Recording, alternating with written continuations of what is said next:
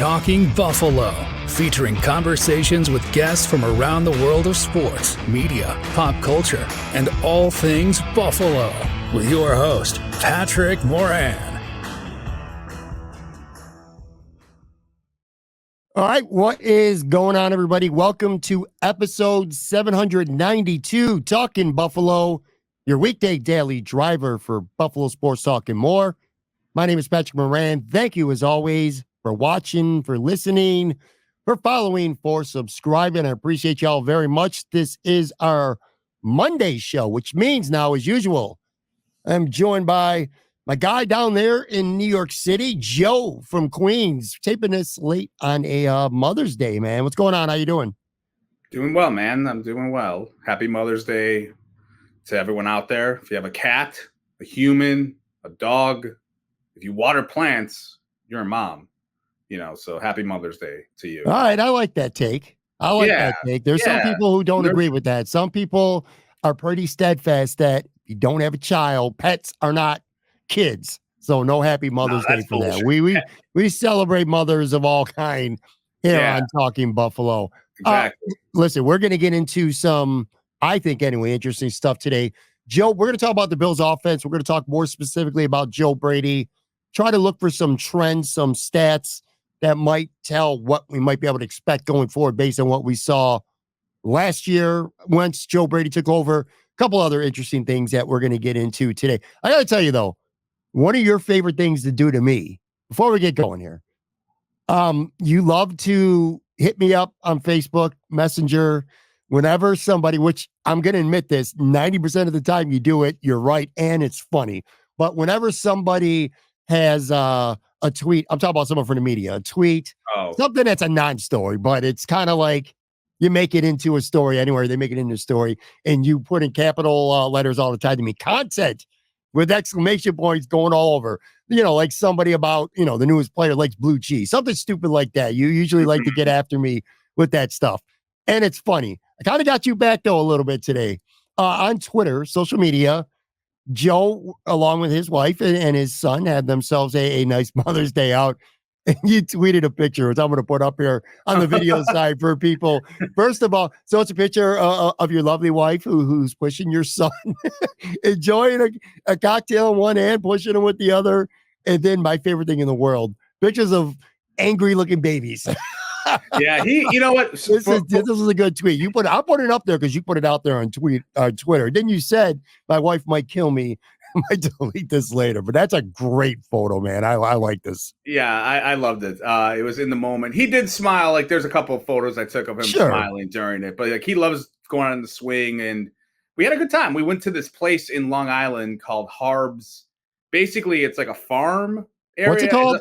Harbs, Harbes, and it's basically kind of like a farm, a petting zoo. It has everything. There's a petting zoo. There's a winery. Mm-hmm. There's like rides and playgrounds there.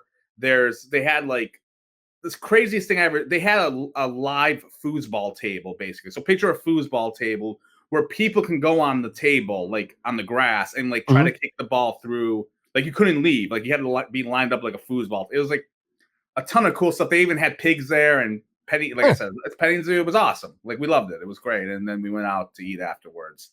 That's for cool, brunch, man. And that was cool. That was good. I'm full. Still. I just love seeing photographs of babies making expressions. Some of my favorite things that I still have to this day are a couple of Shane or Madison making these crazy faces. Madison hated the Easter Bunny, and one year we took a photo. She's got the most horrified look in the history of the world on her face. Listen, I want to talk too before we get into Joe Brady.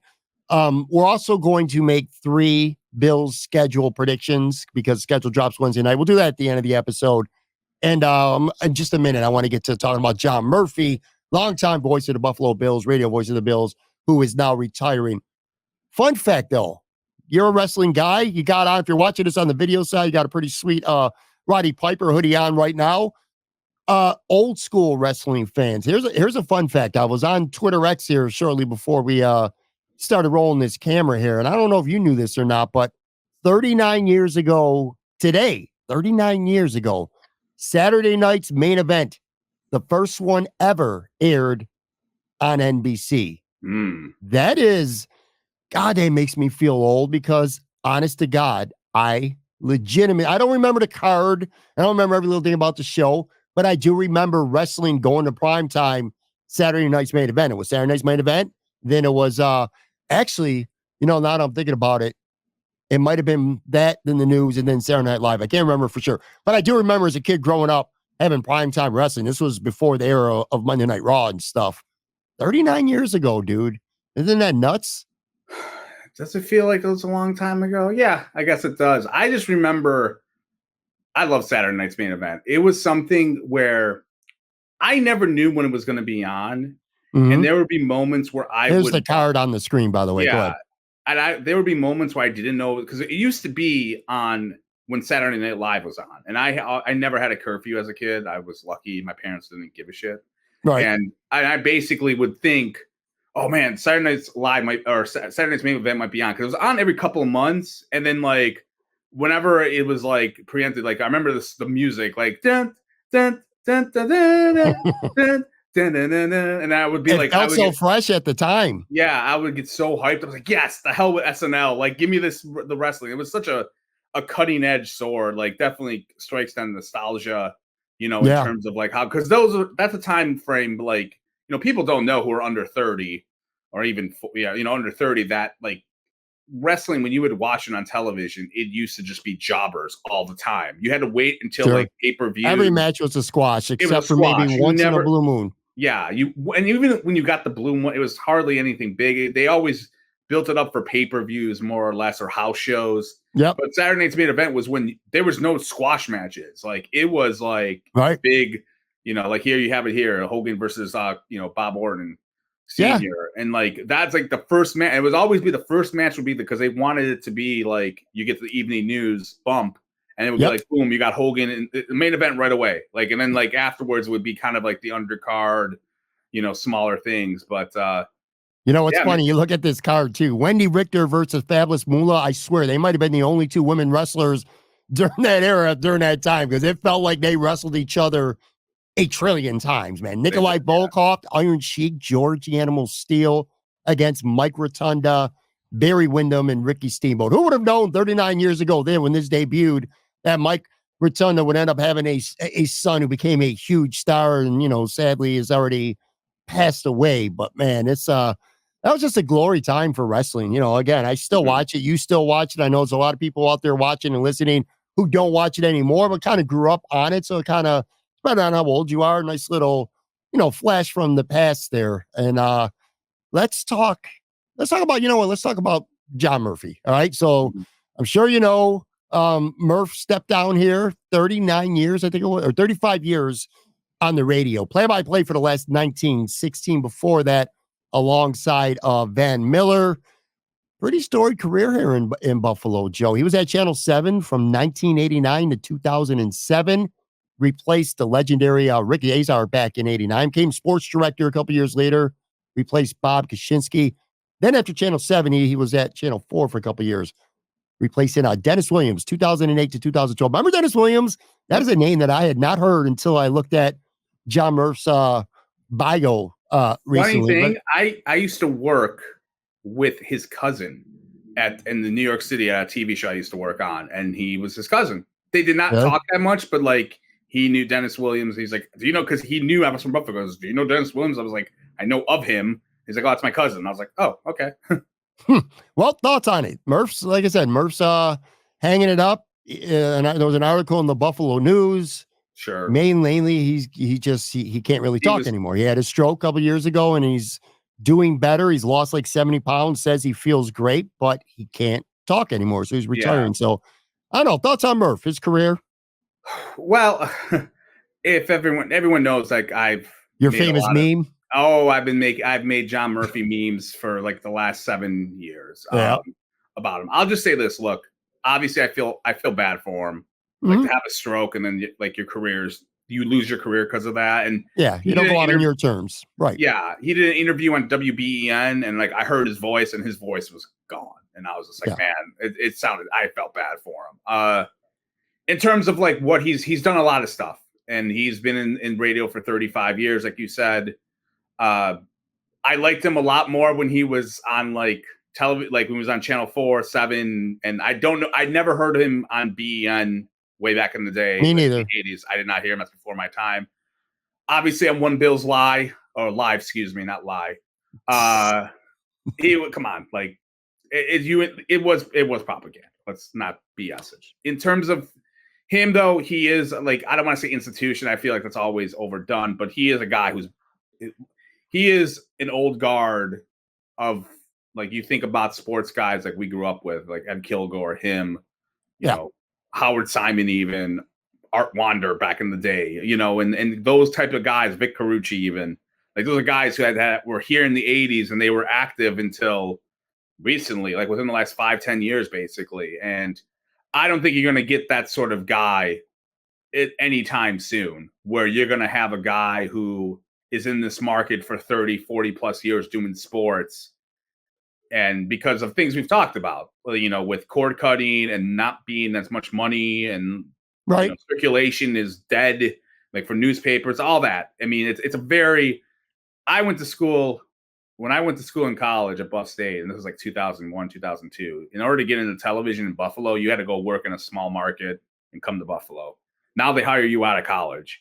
And I think it's more or less like it is a jumping off point where it feels like you stay there and then you go somewhere else, or you stay there and then you get out because it's just not worth it. And he's one of those old school guys. Like, he's done this forever. I thought he did a good job with interviews. And I say that in the context of, he was always very fast with his interviews. Like, he didn't lily-gally. He got a question out in like 3 seconds. He asked a lot of questions in any like 10, 15-minute segment. He was really quick. He wasn't long-winded like I am or you are. He got stuff out pretty fast. In terms of him as a broadcaster, like Bills games, kind of felt a little bad for him. Like, look, I'm not going to sit here and I'm not the guy who listens who watches the game and then puts my radio up guy. I never was that. The only time I ever did that growing up was when there was a blackout and you couldn't watch the game. So it was like, hey, let's go put on the radio show. And so I never was that guy. And I kind of felt bad because obviously he's got a little bit of the Dunleavy, a little bit of where, you replace a legend. Van Miller wasn't a legend. And then all of a sudden you replace Van Miller in 2004 and it's a disaster for 13 straight years, which Dunleavy, even though Generette started giving up power, like he wasn't doing as many games like almost 8 years ago, and Dunleavy was doing it. And it's like, geez, you get into these and it's probably not fair for him. You're not calling, he obviously got some good games in 2019, 2021, and then part of 22 he was in, but kind of stunk for him as far as that went. And yeah, like I said, he did a lot of stuff. It must have been tough to go. I'm glad he got his time to do radio, even though it was for One Bill's Lie. And, he at least he had like 2-3 hours a day. He used to be able to do radio there. Whereas before he was on TV and he had 3 minutes to get his stuff across, which sucks. Like, you only got 3 minutes in local TV. It's get in, get out. And that's it. At least he got out at least when he was doing a lot of content for himself, which was what he used to do. And I know that's a frustration for TV people who want to do more content than TV. But yeah, I mean, it is. I feel bad. Look, I as I said, I'm not going to sit here and stroke his ego. I made a lot of comments about him over the years. Not even now. Just my mind at this point when you're talking, and I agree with almost everything you're saying. I'm laughing because you said he was really quick getting into stuff and not long-winded like you are. And then you threw that dig at me like I am too. And I'm thinking in my mind, I'm like, are you going to leave any meat on this bone left for me? Nope. Left for me at all? Because that is the whole thing. And I'm glad you did bring it up. Seriously, though, the fact that he had to replace a legend, just like with Dan Dunleavy, I was going to bring that up as well. That's a tough task. I mean, Rick Generet's the best to ever do it. So Dan Dunleavy comes into a spot that's really tough. Just like Murph. I mean, now Murph worked alongside Van Miller for like 16 of those 35 years. And he's taken over for the last 19 years.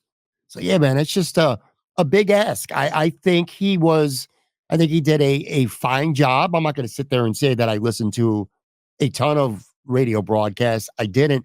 I do know a couple years ago, though, think not last year, maybe the year before, I was actually working a lot of Sundays and had the radio on for the games. I had to, and then I would DVR them after. So it was a couple of years ago. But it was Eric Wood's first season. So I was really kind of locked in to see how Eric was doing. So I was kind of looking forward to listening to him. Look, he was good. He's not Van Miller, just like Dan Dunleavy's never going to be Rick Jenneret.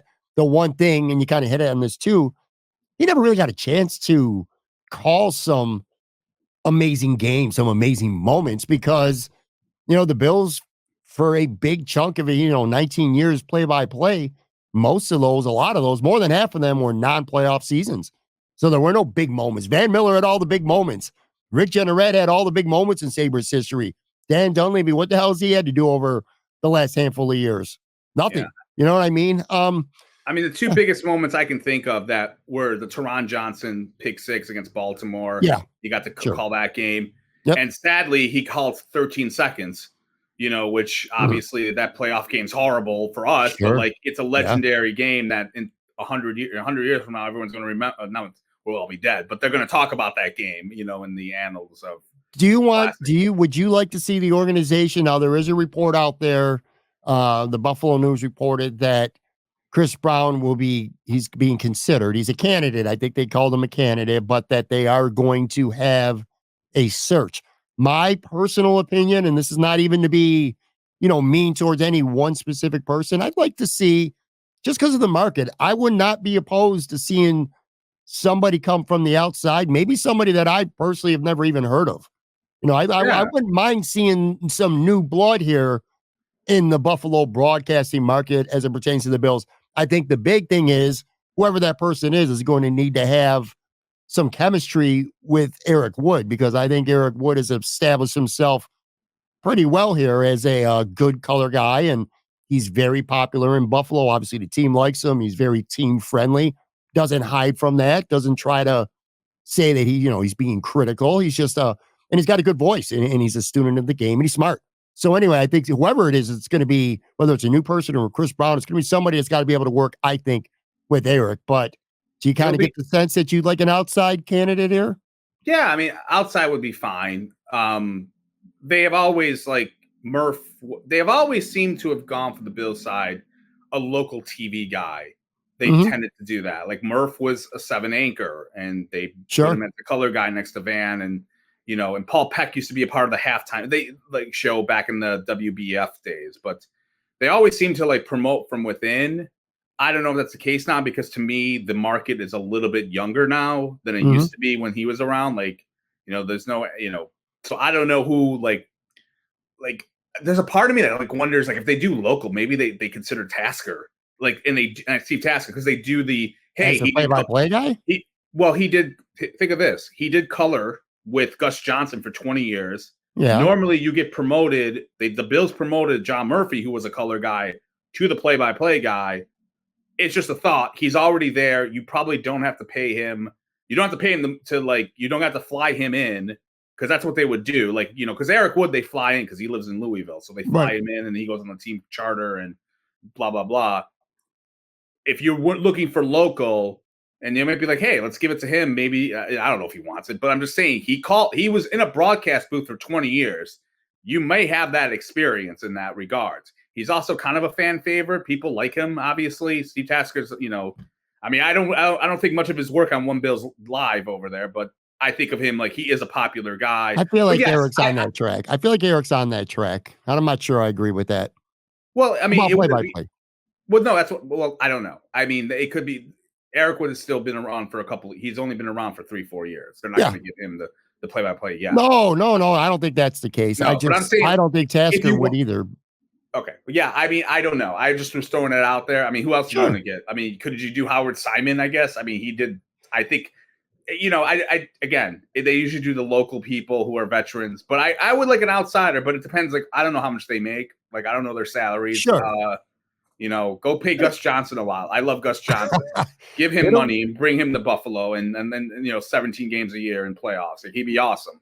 It'll be interesting to see what they do. And it has been now, over the last, 12, 18 months, we are seeing, I talked with Matt about this a little bit on the show, a little bit of a kind of changing of the guard. A lot of these people, say people our age, that if we didn't grow up with, we were only maybe young adults when they were really something here in the Buffalo sports media.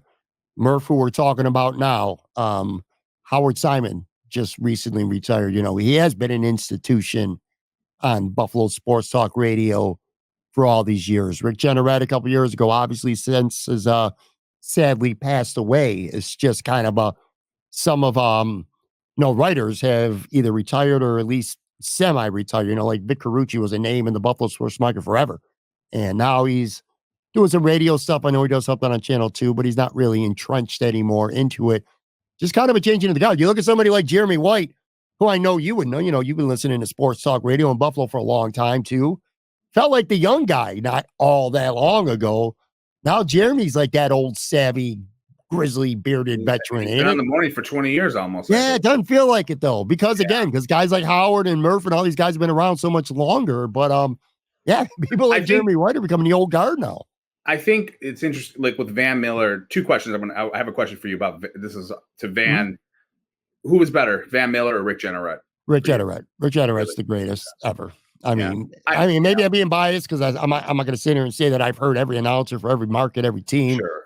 But Rick Jeanneret, kind of like Jim Ross, we always go back to wrestling. This never stops when you and I are on the show.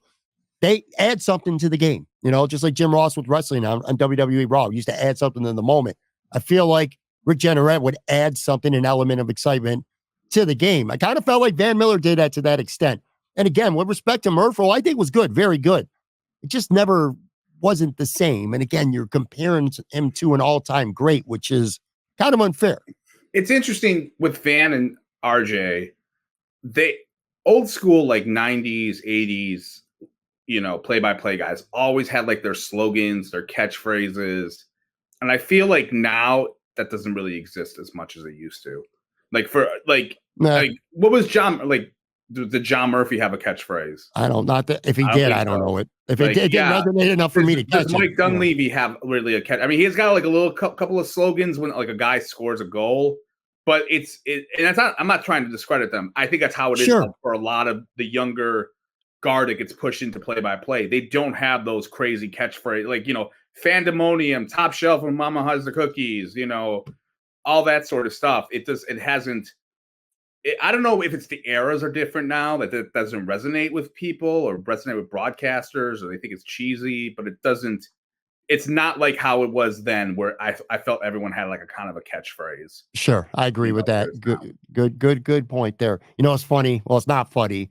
Gonna get a lot of people bitching right now because probably production wise with this show, I get it every time, Joe, especially on the video side. When we talk about like the main premise today is Joe Brady and his offense. And people are going to leave comments that they had to go 23, 24 minutes into the show before we even started talking about it, to which I'll say, tough shit on the audio side. On the video side, I'll also put chapters. So if you want to go right to the chapter, you'll be able to find it pretty quickly in the description of the show. But let's get into that, because I brought this to you last week and I wanted to look up some numbers. I kind of wanted to take a peek at, like, was the Bills offense really much different with Joe Brady once he took over for Ken Dorsey? And I don't know, it's kind of like a mixed bag for me. I got 6 primary takeaways that I want to bring up, and then we'll go through them afterwards, kind of one by one. I got some notes. I'll unload kind of my notebook. But the things I did notice with Joe Brady taking over, which again, he took over after week 10, after the Bills lost at home on Thursday night to Denver. Number one, time of possession, hugely important to this offense. It felt like once Joe Brady took over, and again, I got some numbers I'll throw out there in a few minutes. That stood out to me more than anything else. Number 2, the run versus pass percentage, slightly more in favor of running the ball under Brady, which is something that's been trending with the Bills over the last 3 years. I'll get to that. 3, this is just more of an opinion, I think, at this point, because we don't know, but I don't think anyone's getting the lion's share of passing targets like Stephon Diggs commanded. Stephon Diggs, even last year, in what was a sort of down year, the back half anyway, still had 160 targets. Kincaid at 91 after that, Gabe 81, Cook 54, so on and so forth. I think that's going to be spread out. I think based on percentages, I think you're going to see Shakir play more in the boundary like Diggs did compared to last year. Speaking of, Shakir and James Cook were the biggest Joe Brady statistical benefactors last year after he took over. And then another thing I noticed, screen pass calls. Less than 7% when Ken Dorsey was offensive coordinator, 12%, big jump with Joe Brady. Now, before I turn this over to you and we'll start wherever you want, I want to be kind of clear about something too, because we're going to be critical at points, but I want to be clear about this. Sometimes we talk about, not just you and I, everybody, about the Bills offense like it's like some mediocre middle of the pack team. We should always compare things to its peers. And last year, the Bills offense, 6th in scoring, 4th in yards, 5th in yards per play, 7th in rushing, 6th in the red zone, and 1st in the NFL on third down conversions. So that's a good offense compared to its peers. Where do you want to start with this? We can start anywhere you want.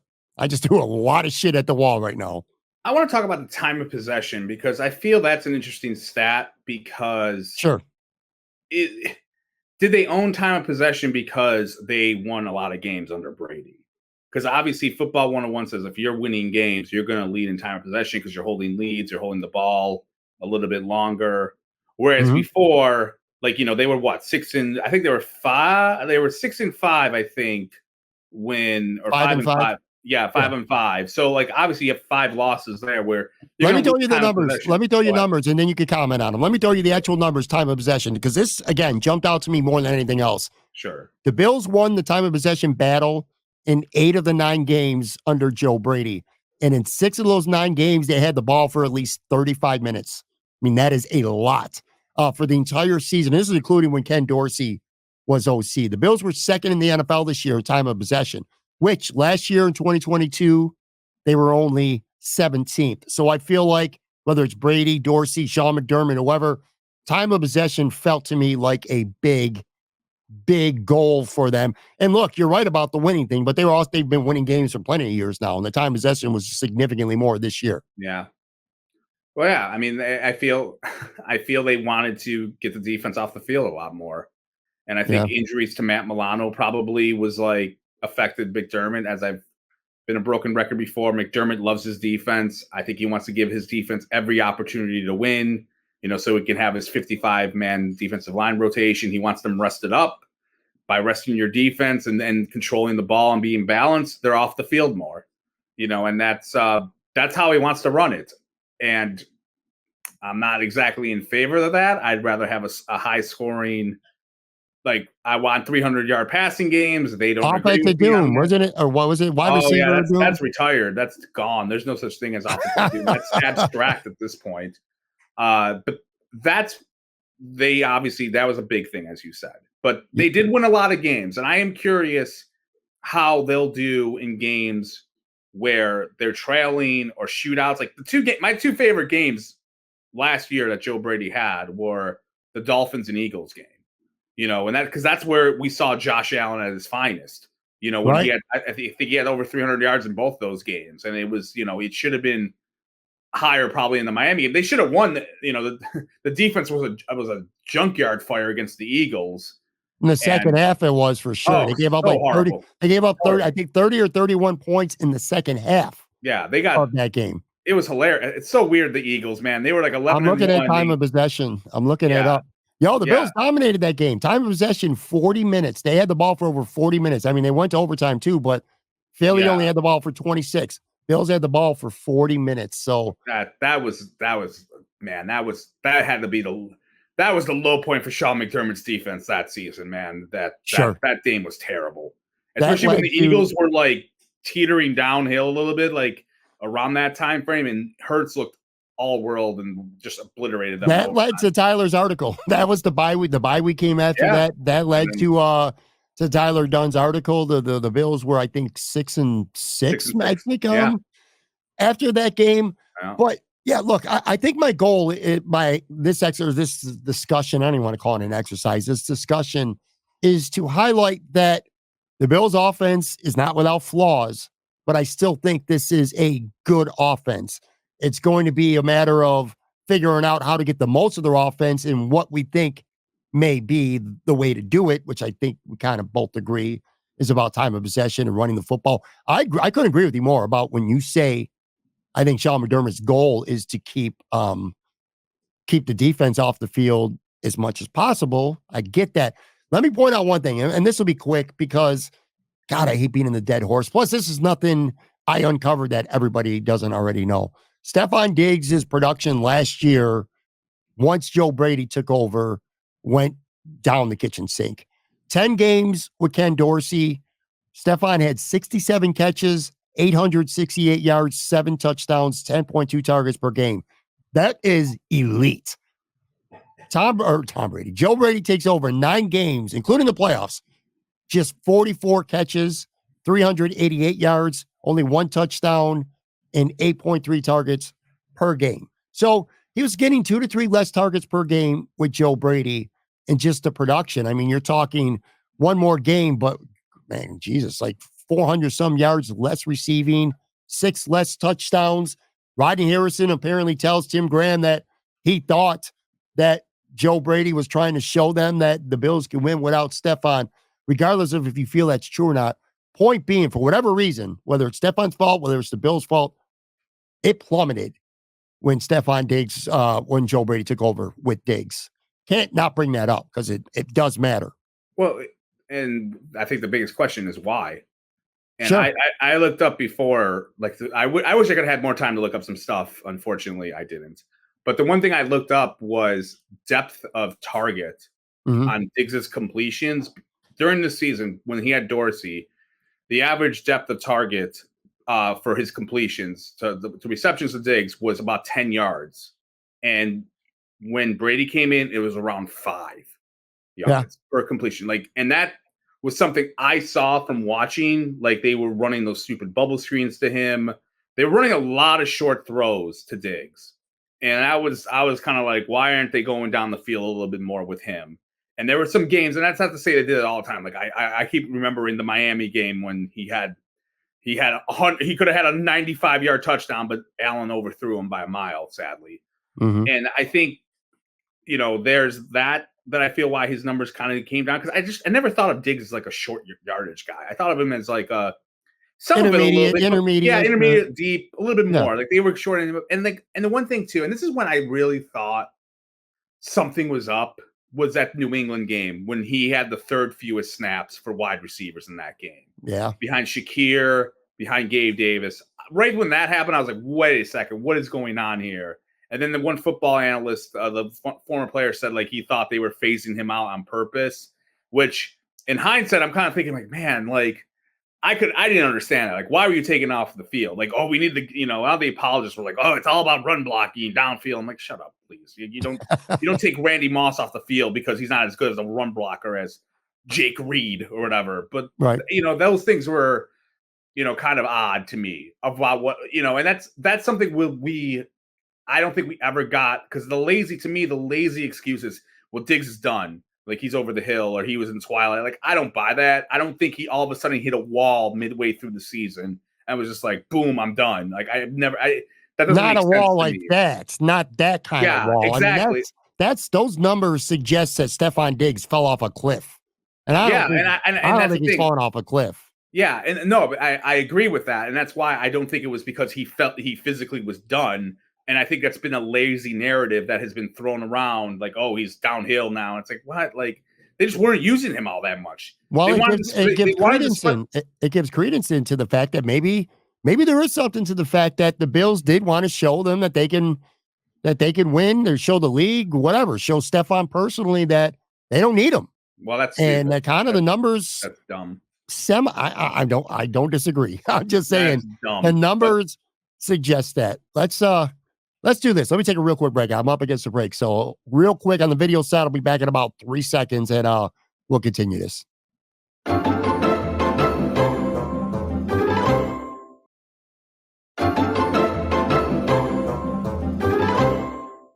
All right, I'm back here with Joe from Queens. We were talking about Stefon Diggs before the break. Look, he's an important part of any conversation when it comes to the Bills offense because he's been the guy in terms of pass catchers for sure over the last 4 years. But I also kind of want to make sure that we don't get too far off the beaten path there and I want to talk about more about the offense and just Joe Brady. I also want to put up another stat too. Again, this is about perspective with the Bills offense. I saw this on Twitter X over the weekend. Since 2020, the Bills have scored 30 or more points 32 times, which is the best in the entire NFL. So this is a team that could score. And again, going back to the first half of our show here, I think we're establishing this is a team that wants to control the ball.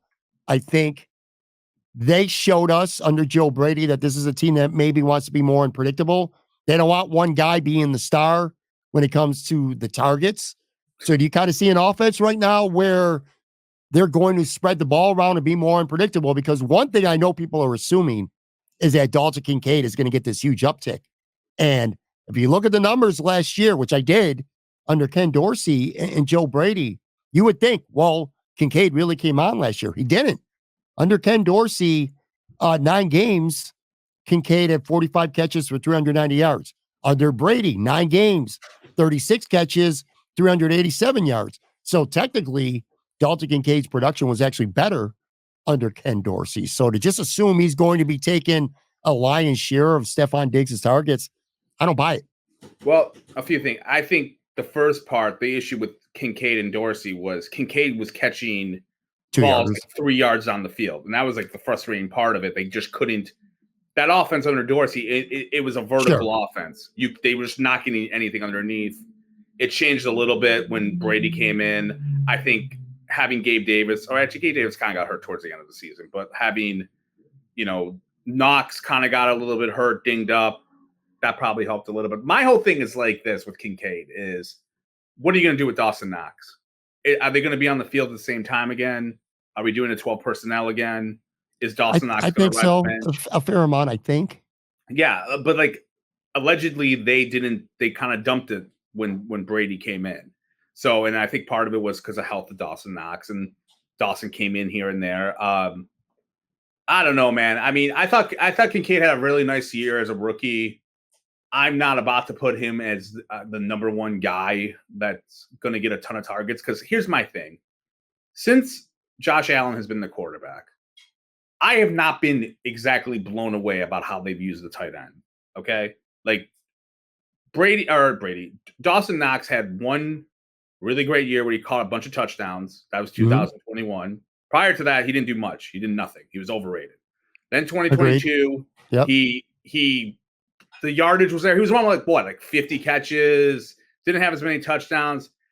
Then last year he got hurt. Kincaid came in. Kincaid hasn't been that down the field guy.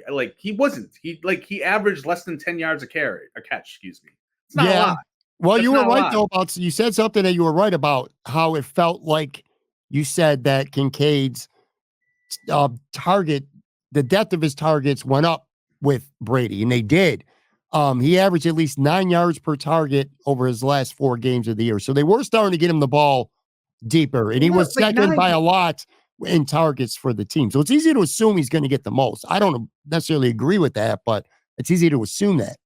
I don't know. I think Shakira is probably going to get the most, possibly more. But look, they're obviously balancing. It seems like, if you want to drink the Kool-Aid, it seems like they're trying to sell it like it's going to be all about balance. No egos. We don't got to throw the digs anymore. We can just throw it to whoever's open now. And yay, blue collar balance. Hooray. That's some Stephon Diggs venom coming out of Joe. I'm still not over that. I'm not going to be over until the first game of the season, okay, when I see how this offense looks. Yeah. But it's going to be balanced, basically, or it's going to be around, and I don't know how that's I don't know. What do you think? I guess when it comes to Dalton Kincaid, where do you see him? Do you see him as a superstar tight end in this league? Do you see him as a top 5 to 7 tight end in this league? Or do you just see him as somebody who is slightly above average? I guess that might determine what you think of the skill position players of this offense. Because if you think he's a guy who's going to be a top 5 tight end in this league, then that is a big deal to have on your football team, man. But if he's just going to be average, which I don't think he's just going to be average, I think he's a top 5 to 7 tight end in the making in this league right now. I saw a lot from him last season. And again, let's not forget, dude, he was a rookie. For a rookie tight end, I mean, had one of the top 5 most catches in NFL history. Sam Laporta even had a better year, but both of them, they had 2 of the top 5 rookie tight end campaigns in the history of the NFL this year.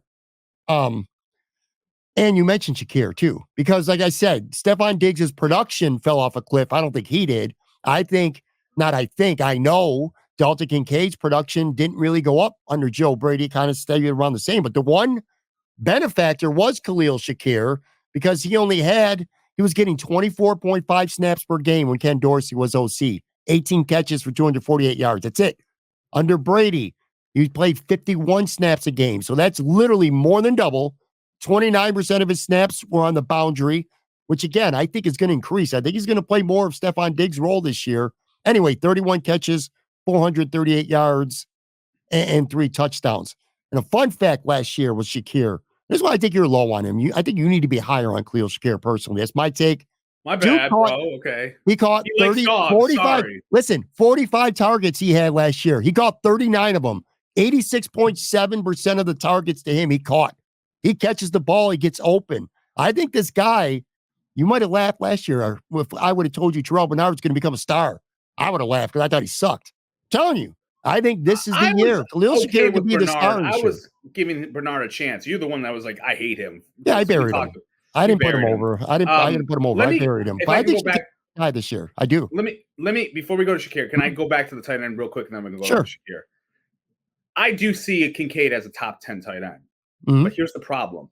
How many tight ends last year, Pat, got over 1,000 yards receiving? No idea. I'm looking. Take a guess. 1. Exactly. 1. Is it 1? It was George Kittle's. He had 1,020 yards. Okay. That tells me, like, if you're in the top 10, what is that?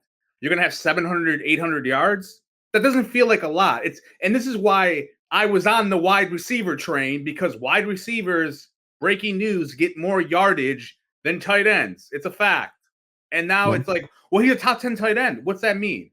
Top 10 in tight ends right now, just so we're clear, that's around 637 yards from last year. Now, if you tell me that that's going to be his yardage, does that sound great? I said top 5. So he was already a top 10 last year. Okay, but I'm just saying top 5 is around 900 yards. That's based off last year.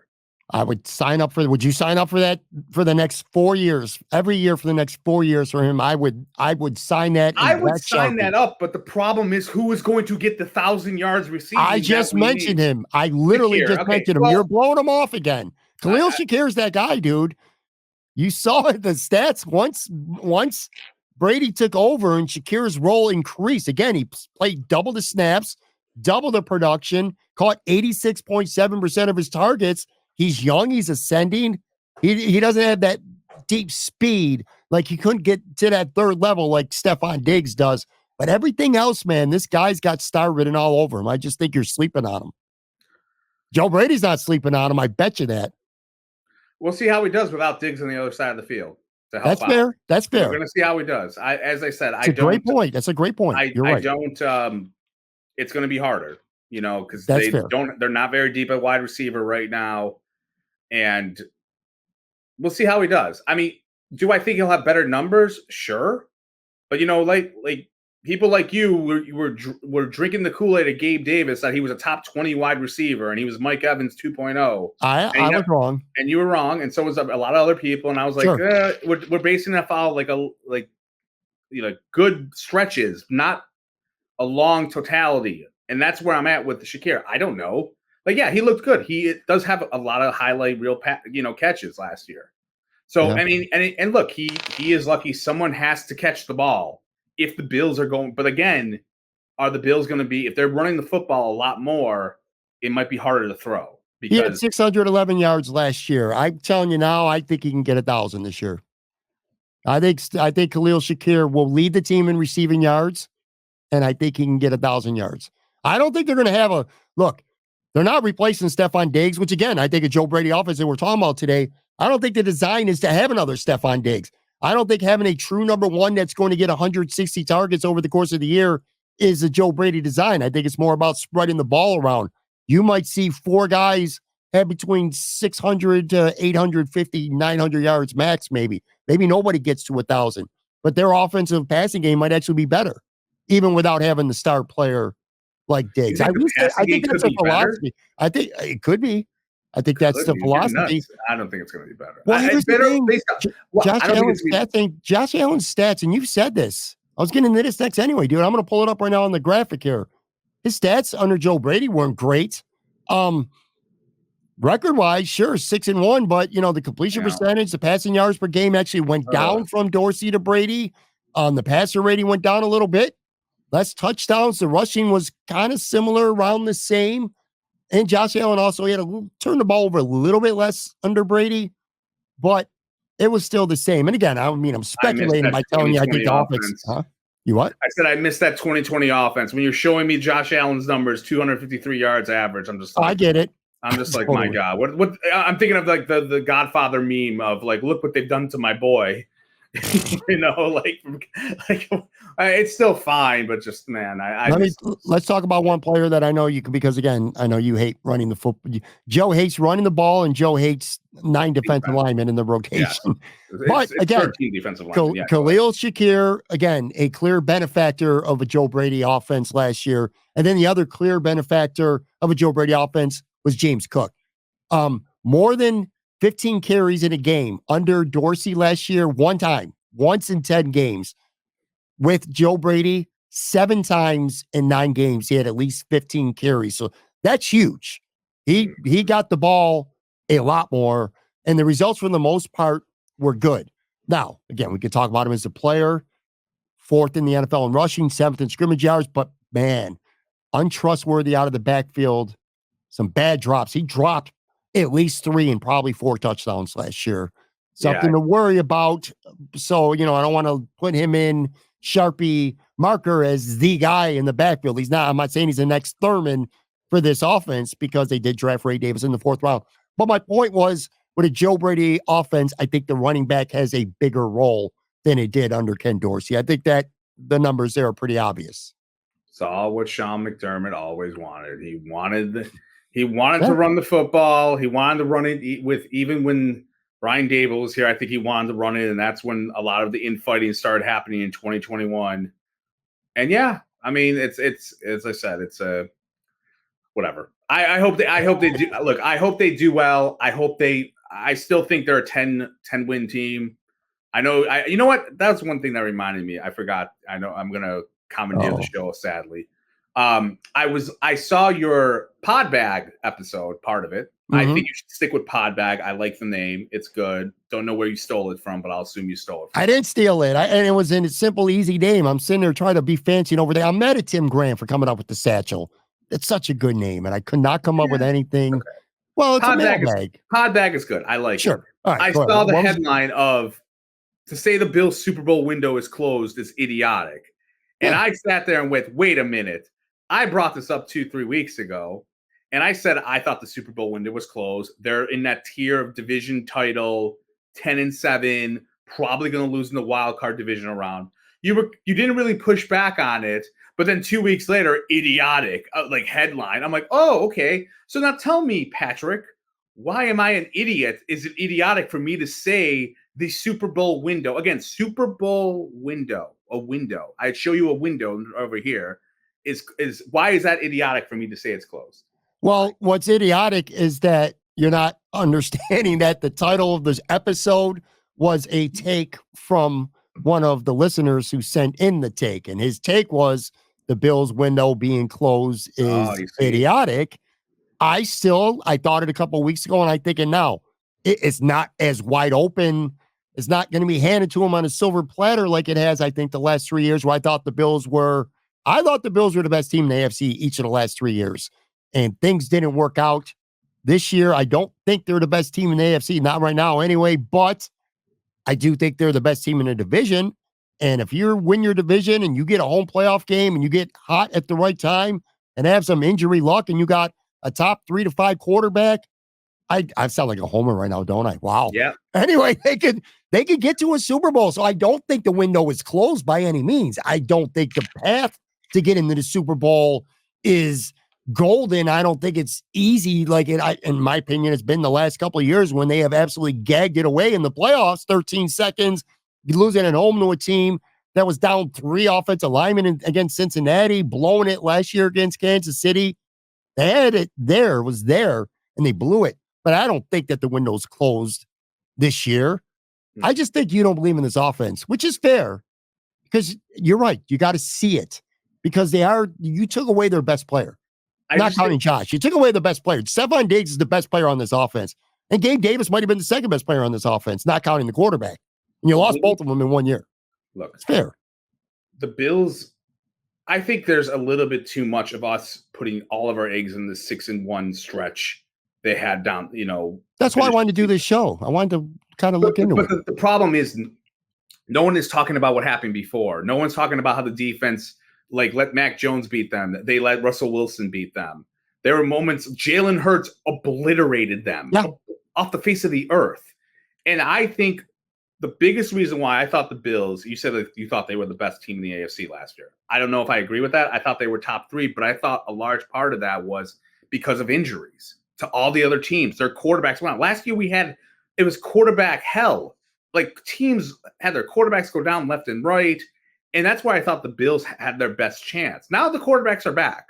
And could people get hurt again? Sure. But we did not see the likes of that happen in a long time. And that's where I'm at with the Bills and why I don't have as much confidence. Because I do think they regressed. I think they regressed on offense. Defensively, I think that. What do you mean? What did you start? Did you listen to a Cover One podcast where Joe Marino told you that the offense was going to look great because Keon Coleman likes Macy's jerseys or jackets or something, and he's all of a sudden going to be great? What happened to the guy I was pissed off at after the draft? You all of a sudden came on here, you drank, did you hook up or something? And now all of a sudden, you don't think they're going to be better? You think they're gonna get better? Are you nuts? You're talking about the team as a whole. I do think the defense is going to be better this year. I don't think there's any question. I think the defense, if they stay healthy, is going to be better. You got Matt Milano back. You got Bernard healthy with a year experience. Your defensive tackle depth is better. Von Miller is at least to start the year 100%. Oh, now you like Von Miller. Oh, now you're drinking everything now. Well, I'm not drinking everything. I truly believe that. I think the offense is, it remains to be seen. I just think the philosophy is going to be different. And you mentioned some things about running the football, and I do think they're trending towards that. In terms of like I said, when we talked about Josh, it's not really all that much to talk about with Josh. I kind of feel like statistically it was the same. What they did do under Joe Brady a lot more is stay on the field and go for it on 4th and 1 or on 3rd and short. They're running the tush push an awful lot. But in terms of running the ball, all right, for last season, the Bills' pass to rush they ran the ball 46.9%, which was the 8th highest in the NFL. And that's pretty significant climb because the year before that, they were only 20th in the in the NFL in rushing. And the year before that, 23rd. So over the last 3 years, they went from 23rd to 20th to 8th with running the football. So they are clearly looking to be a more ball-controlled, balanced, unpredictable team. But you're just assuming that shit ain't going to work. I'm telling you right now, Shakir is going to be the guy. No, I agree. I think Shakir will someone has to lead the team in yardage receiving. It will probably be him. I don't think Coleman as a rookie is going to do that. I don't think Samuel's going to probably do that. And Shakir's got rapport with Allen, all those meaty. You don't think collectively they could be better than what they were last year? You take Samuel, you take Shakir with Shakir 2023, Shakir 2024, Kincaid 2024, Samuel, Keon Coleman, another year of more experienced James Cook. You don't think that skill position could be better than a Gabe Davis who runs 3 routes? A Stephon Diggs, who is still a very good player, but I don't think he is the player that he was 2-3 years ago. He is definitely he's on somewhere on the back 9 of his career. Where exactly? Is he only on the 11th hole or is he on the 17th hole? That I don't know. But he's somewhere there. You don't think it's fathomable right now that this offense is going to be better this year without Gabe, without Stephon, without Mitch Morse too? I don't think they're going to be better. I think they'll be in that they'll probably still be in the top 10. So there you go. I mean, they are, but I don't think it's going to be better. I can't see it that way. I think an issue I have a lot is when you have a younger team that have younger guys, I think they tend to get overrated very easily because they're like that stock. They're not the shiny new toy, the girl that walks in the class for the first time that you never seen before. It's like, ooh, it's a new girl. Like, and I think that's a little bit of what you have here with a lot of these guys who are newer and they have like this upside. And I don't know if they're good. I need more proof than having a 2 months of Shakir being good. Curtis Samuel, like, okay, like he's going to be playing with a better quarterback. Great. We'll see what happens. And Keon Coleman, I don't know. He's a rookie. Like, they're weird with rookies. Maybe he'll be like, it's a lot of 600 yards would be a good rookie season, I think, for him in this offense with what they're wanting to do. I think 600 yards would be an excellent. No, sure. I mean, it would be fine. Season. But I think, and look, I've besmirched Gabe Davis for years now, but I think Gabe Davis is better than. I think he's better than any of the wide receivers they have right now. To be honest, dude, I'm just looking at the numbers. Like, how can you say that he's not? Like, how? I mean, I get what you're saying. He only run 3 routes. I complain about this all the time. If you were Brandon Beane right now and you said, money aside, I got room in the cap to either have Gabe Davis or Curtis Samuel, you would take Gabe Davis over Curtis Samuel? Gabe would, because Gabe costs too much. That's the problem. If they were the same salary, like, yeah, I would take Gabe over. You think Gabe's a better football player? He's just too expensive. I don't agree with that. Like, he wasn't worth. But in terms of statistically, what he was is, again, I don't see it. Look, I don't think they're going to fall off the face of the planet. So send your hate tweets to Pat. Don't send them to me. I just think it's going to regress. I just do. And I don't know. I just feel like it's a big change. It's a big change for them. Sure. Because they don't have that number 1 wide receiver anymore. And we're going to see. I don't know that they had a number 1 wide receiver for 9 weeks, though. That's kind of like the whole premise of this thing. No, because the point was they kept spreading the ball around. And I think you're putting too much into a 6-game stretch where they had some nice games, but they also had some clunkers. They almost lost to the Chargers with no one. They almost lost to the Patriots with no one. And I don't know. Agreed. And they didn't play well offensively against Miami. They won that game because of defense and special teams, literally because of defense and special teams. You're not wrong. I don't disagree with that. I would say this. We're speculating. Of course, we're speculating. We're even speculating what the Joe Brady offense might be next year, because who knows? With the whole offseason, it might be worlds apart different than we suspect. Sure we'll get all but based on the numbers and the trends, I feel like what I could say with confidence based on last year during that stretch is time of possession is going to be a big thing. I think they're going to run the football maybe even a little bit more. I don't think anyone is replacing Stephon Diggs individually. I think it's a collective, no lion's share of the targets. I do think Shakir and Cook are the direct benefactors of Joe Brady's being the coordinator. Can't speak on Coleman. He's a rookie. Can't speak on Samuel because he wasn't here last week. And Kincaid, I think, will do what he did last year, which was pretty damn good. You brought up the defense because you did bring up a good point, too, with the schedule and the record. They blew 3 games in the last 2 minutes last year with a lead. And it should have been 4, because if Tony doesn't line up offsides, the Chiefs go down and they score too. So Sean McDermott, for all of his defensive wizardry and the good numbers, that was a defense that blew a lead late in the 4th quarter 4 times, basically. So yeah, but I think that's what you can expect with a Joe Brady offense. Ball control, a little more unpredictability in the passing game.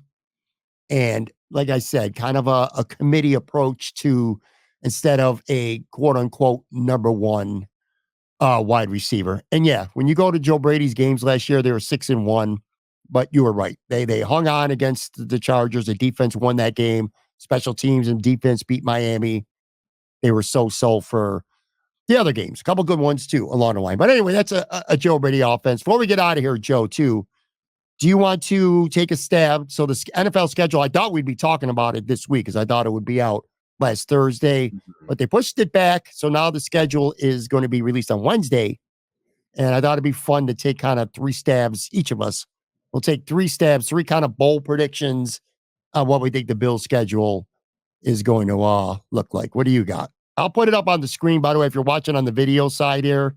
I'll put it up on the screen. So we don't know the order, obviously. We'll find that out on Wednesday, but we do know the 8 home opponents and the 9 road opponents. So what do you got, man? What are you thinking?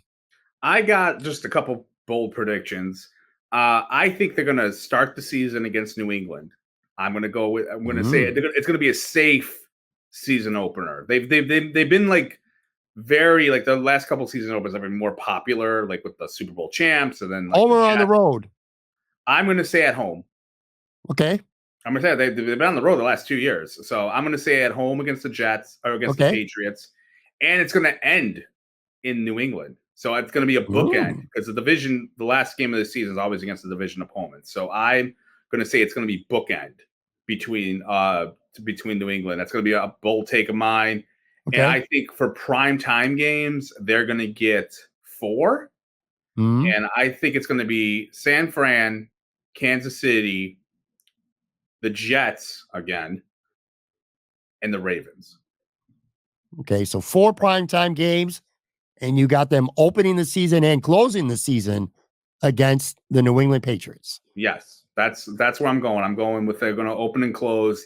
They've done that sometimes, but I have this feeling they're going to do it this year. I could also see it does 4. If you want to do 5, I would say Houston would be the 5th one. But but yeah, that's it. So that's all right. It's gonna be I mean it's a tough schedule from the looks. I know anything can happen, but it's tough. All right. Well, I got 3. So my first one is going to be I think the Bills are going to open the season on the road in Houston on Sunday night. Wow. I think right away, Stephon Diggs is going to be big news right off the bat, and that's a hell of a game for week 1. People will be highly tuned into that. So I'm going to predict the Bills are going to open the season on the road Sunday night in Houston. I predict the home opener will be the next week, week 2. And I don't know why, just a hunch. I think it's going to be Jacksonville. I think the Bills' home opener is going to be against Jacksonville. I don't think the league gives a shit about Mitch Morse and Gabe Davis coming back to Buffalo, as a kind of a Bills home opener. I don't think that might be an added story for a Buffalo local perspective. I don't think it has anything to do with the league. But anyway, I feel like Jacksonville is going to be the week 2 home opener for the Bills. And then I'm going to say either Christmas or Thanksgiving, one or the other. I don't know which one yet, but the Bills are going to play on one of those. They're either going to play on Christmas Day, which is a Wednesday, or they're going to play on Thanksgiving Thursday. And I hope, for what it's worth, I am wrong. Are you a superstitious person? Are you? I don't think so. Depends what the context is, but you have to tell me what makes you superstitious. And I'll be like, I'm superstitious about everything. I am one of the more superstitious people you ever meet in your life. Anyway, I don't want a thing to do with playing on Thanksgiving. The last 2 times the Bills have done it, literally, Trey White tore his ACL, Von Miller tore his ACL. I'm superstitious. I want nothing to do with it. Superstitious, but okay. Right. And then, like I said, I don't want to see him play on Christmas because that's pretty much like a Sunday to Thursday week. They would be playing Wednesday, and I think it was like Sunday night or something like that. That's the way they're going to work it out for the league. But yeah. So anyway, but I predict that they're going to play on either Christmas or Thanksgiving. Last point too, when it comes to the schedule, dude, I know people are like, who cares? It's going to be, it don't matter. It does matter. Schedule matters. Tone Pucks and I were having a good conversation. Actually, not even on the podcast, but an easier first quarter of the schedule he thinks for the Bills is going to be huge because you do got a new coordinator. Josh Allen's got to get used to some new weapons, including a rookie. Lots of new parts on both sides of the football. Offense, you got a new center. Connor McGovern hasn't played center really in the NFL. You got a bunch of new parts on defense. So if you can that's why I hope you're right. Like, I'd love to start the season with New England. Give me New England and a couple of weaker teams, which, by the way, Joe, you brought this up. That schedule, there ain't a bunch of weak teams on that schedule. I mean, if you want to count the Patriots twice, you can. Sure. You can count Arizona at home as a game. You should definitely be, the better football team. But but the Titans got some talent, man. They do. They did Rex Ryan win the offseason, the Tennessee Titans. Yeah. I still think the Bills are better. But yeah, man. I mean, you go on the road, maybe the Colts aren't the greatest team, but put it this way, there's not a lot of chunky teams on that schedule. But anyway, whoever there are, give me the Colts early. Give me Tennessee early. I think it'd be important for the Bills to kind of get a nice, easier part of the schedule to to get off to a good start with a bunch of new parts. And then the other thing that I think matters too is you look at that schedule, a lot of warm weather teams, a lot of West Coast warm weather teams. I hope the schedule works out that those teams come to Buffalo later in the season, obviously. Jacksonville, Arizona, Frisco, of course, Miami too. It'd be really nice to see them have to come in December. As many, you can get 2 or 3 of those home games down the stretch in December. That would be, I think, an advantage. Now that we're a ball control offense that wants to run the ball 500 times, yeah, I guess we don't have an advantage in December. Even though we didn't, remember we used to argue about the Bills, like they were kind of crappy in the elements because they tried to throw the ball and they couldn't figure out. But now, hey, we're going to be like the 73 Bills with OJ. And Cook's going to be our OJ. Can't wait. I don't want to end the podcast like abruptly, like kind of like I did last week. Because if you remember, I had to get to Home Depot. By the way, quick story. I made it. So last Sunday, I pretty much cut Joe off almost mid-sentence. It was 7:30, almost 7:30, right? And I had to get to Home Depot, needed to get an air conditioner for my bedroom. Funny story, ain't needed it since that day because it's been shitty-ass cold here 2 weeks into May. But anyway, I immediately cut off the podcast. I went to Home Depot around the corner from me. Did not have in stock the air conditioner I wanted. I wanted an 8,000 BTU. They had a 6,000 BTU. The other store near the McKinley Mall had it. I literally went about 75 miles an hour up Abbott Road, down Miles Strip, made it 2 minutes before the store closed and ended up getting that. But anyway, my point was kind of abruptly ended it last week. A couple minutes left here. You got anything you want to get off your chest, man? Got anything you want to rail about? Is there anything that's kind of pissing you off? What has annoyed anything? We'll end the show on your terms. On my terms. No, I could have a hot Coleman take. I'm gonna save it. It's fine. Save it for another day. Yeah, I'm still mourning Diggs' loss, and everyone has moved on, and they're, I think Coleman's Macy's jacket's gonna have its own Twitter handle soon, and they're gonna have everyone wants to be like, oh, look, he's so much fun. It's fine. Yeah, it's fine. You admit to still being pretty annoyed, if not mad, about Stefon Diggs not being here. And I know you've been pretty vocal about that consistently. When are you coming up here again? When is it? June, middle of June, around there, the week after Father's Day, whatever that is, or that it could be that week. But yeah, we could do a live show. Maybe I'll do a live show, and at the very least, have you come here into the little home studio here. No, we're doing an Imperial. F that. I'm not going to your smelly house. We're going to Imperial, and I'm inviting everyone. And I'm inviting everyone. Tone Bucks, man. Do not invite Tone Bucks. Yeah, you can handle your boy, not me. That's my guy, but that was funny. So I have Matt Perino on for people watching right now here at the end. We were live from Casey's Black Rock, and Tone Bucks can be heard several times in the background. None too pleased with his bets not going his way. You can hear it on the screen. Me and Matt looked a little horrified once or twice at a Tony trim on there. Good times though. But all right, well, we'll hook up here when you're in Buffalo. We'll do it at Imperial too. So yeah, no, I want some free, because last time we did it with Yurden at Sonny's, I think we did it, and I didn't get any free food. I got a Bud Light. I had to drive all there. I didn't get nothing. So now I want to be. The Don is coming home. It's the homecoming podcast where I come home and I'm going to invite everyone. Everyone on Twitter is going to be able to come. I'm going to invite cameos. It's going to be like a roast. It's going to be like the Patriots roast or New England Brady or whatever. All right. So tomorrow I got Anthony Marino on as always. Yeah, I was waiting. Why is he? He should be at least a. No, he's fine. I got no beef with him. He's cool, man. I am going to do a pod bag this Wednesday. Thursday, Joe from Queens. The most anticipated show for him, I'm sure, for the entire year. I'm going to have 2 dudes from the Buffalo Wing Coalition with me, and we're going to drop our chicken wing power rankings in tiers. 93 different places ranked and tiered. I didn't even cut away to the graphic on the videos. I just wanted to get your visual reaction to learning this news. You're just learning about this now. But it's our big annual. I did it last year with Nate. This year I'm doing it with those guys. Wing special. You'll find out where we got these wings ranked and tiered. 93 of them. 93 your wing? 93 spots. 7 different tiers that they're all put into. So basically, Power Rankings are going to dedicate an entire show. Wow. I still can't believe your one tweet about wing engagement got as many engagements. 145,000 people making me sick tweets or views. I tweet out something about sports, get maybe a couple grand. I'll put up this promo in the morning. I'll get maybe, $2,000 a clip, put up a clip. It's going to get some nice run, but 140. It's because I've told you this, man.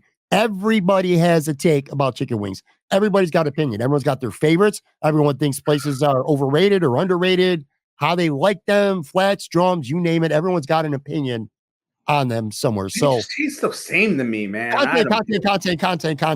Yeah, I don't know. I don't get the wing content. I'm jaded. I worked at a pizzeria when I was a kid until I was 22, and we made wings. I thought they were fine. I don't know. I don't. They can be made anywhere. That's all I keep saying. Like, you don't need. There's no special chicken in Buffalo that they get Lake Erie steroids or something like that, and they drink the water, and like the chickens are great. It can be done anywhere. I don't know. I don't get it, but that's your gimmick. That's your jam, bro. But all right, and I will have Tone Pucks will be with me live on Wednesday night immediately after the Buffalo Bills and the NFL schedule is dropped. So we'll have some live reactions to that as well. From Joe for Queens, I'm Patrick. Be back, brand new show, Anthony Marino, tomorrow.